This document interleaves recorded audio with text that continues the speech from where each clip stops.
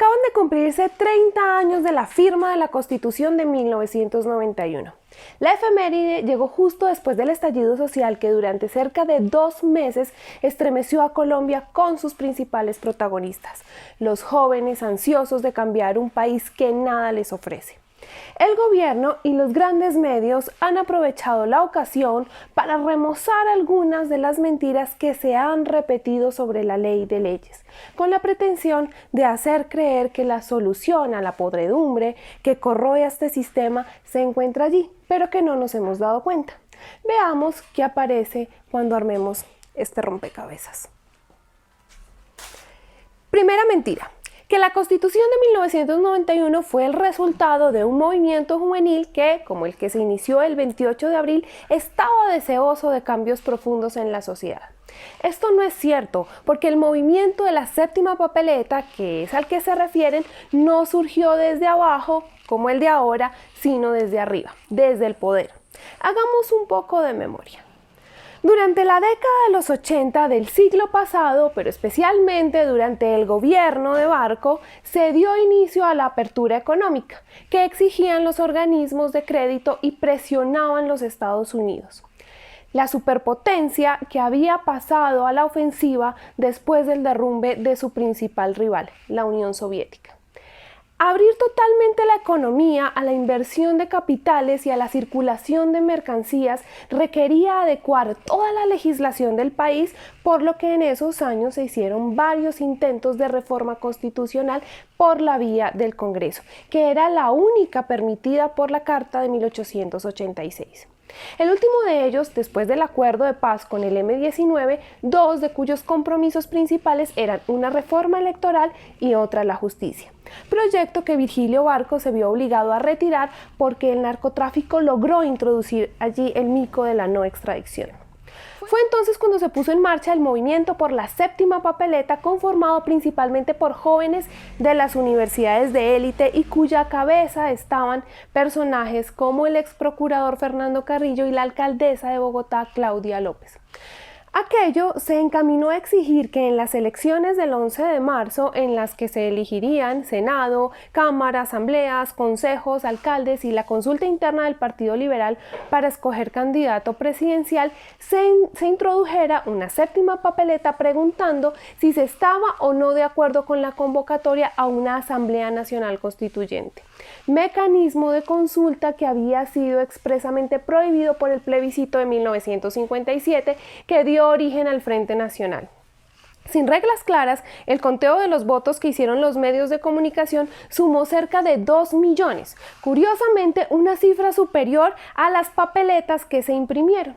El gobierno lo legalizó por decreto y la Corte Suprema, bajo la presión de los plantones del M-19, le dio validez a la tramoya. Al iniciar su mandato, César Gaviria, a la vez que presentaba un paquete de reformas para la apertura, dentro de las que se encontraba la reforma laboral de la Ley 50 de 1990, diseñada para abaratar la mano de obra, puso todo el aparato estatal al servicio del impulso a la campaña para elegir a los constituyentes. El M-19, con el gran apoyo financiero oficial, obtuvo la segunda votación y eligió 19 de los 70 escaños. Este hecho, junto con la presencia de 2 representantes de la Unión Patriótica y el origen de la Asamblea Constituyente en la séptima papeleta, le permitió a Gaviria y al equipo de tecnócratas con los que conformó su gabinete alardear de estar haciendo una revolución pacífica, como de hecho bautizaron su programa de gobierno.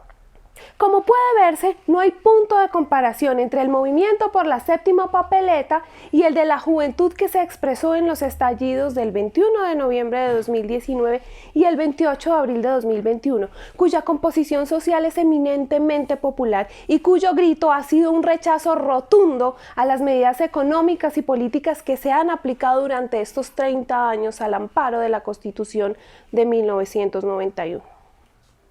Segunda mentira: Que la Constitución de 1991 significó una revolución pacífica, creó un Estado social de derecho y fue un progreso en materia de derechos, de garantías y de participación democrática. Esta es otra falacia porque el título 2, que trata de los derechos, las garantías y los deberes, es negado por los que versan sobre el régimen económico y de la hacienda pública y por todos los que tratan acerca de la organización del Estado edificado para ponerlo al servicio precisamente de ese sistema económico. Para comprobarlo, basta ver lo que ha pasado durante estos 30 años con la entrega de nuestro mercado interno a las multinacionales a través de los tratados de libre comercio que arruinaron a miles de productores en la ciudad y el campo, con la privatización que se dio la salud a las EPS y la salud y la seguridad en el trabajo a las ARL.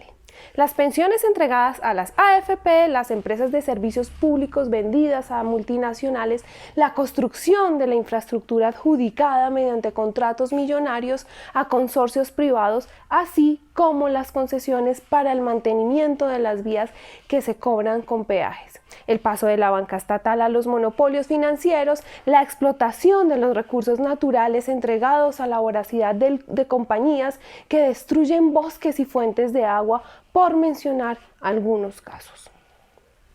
Por ejemplo, los artículos 48 y 49 de la Constitución señalan que la seguridad social y la salud son servicios públicos, este último a cargo del Estado y el primero bajo su dirección, coordinación y control. Pero en ambos casos se establece que estos servicios pueden ser prestados por entidades privadas a las que el artículo 333 les consagra la libertad de empresa, así como la libre competencia. De esta forma se sentaron las bases sobre las que se edificó la Ley 100 de 1993, que le entregó los recursos públicos de la salud a las EPS, intermediarias financieras que convirtieron estos cuantiosos dineros en un botín a costa de negar y limitar este derecho a los ciudadanos. Los escándalos por el saqueo de la plata de la salud se repiten año tras año. Ahí están los robos al régimen subsidiado, el caso de Saludcot, el de Caprecon, el de los recobros, el de los carteles de la hemofilia, para mencionar solo los más sonados.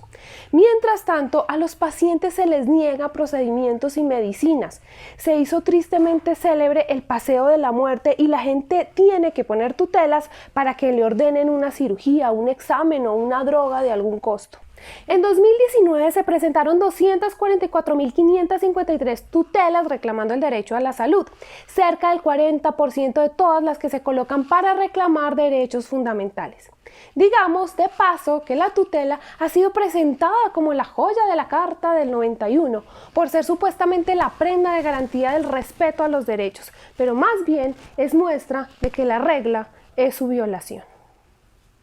Con las pensiones sucede otro tanto. El régimen de ahorro individual se creó en la Ley 100 para ofrecerle un fabuloso negocio al capital financiero y para ello se debilitó el sistema público de prima media, pues se pasó a millones de afiliados a la nueva modalidad con la engañosa promesa de que se pensionarían más fácilmente y con mejores mesadas. La trampa quedó al descubierto bastante después, cuando las personas llegaron a la edad de jubilación y se percataron de que sus mesadas quedaban reducidas a entre el 18 y el 25% de su último salario. Como la Constitución estableció que no puede haber pensiones por debajo del salario mínimo y a buena parte de las personas sus ahorros no les alcanzan para conseguirla, el Estado pone el faltante si reúne los requisitos, pero la mayoría no los alcanza en ninguno de los dos regímenes y por ello se tiene que conformar con la devolución de saldos o la indemnización sustitutiva.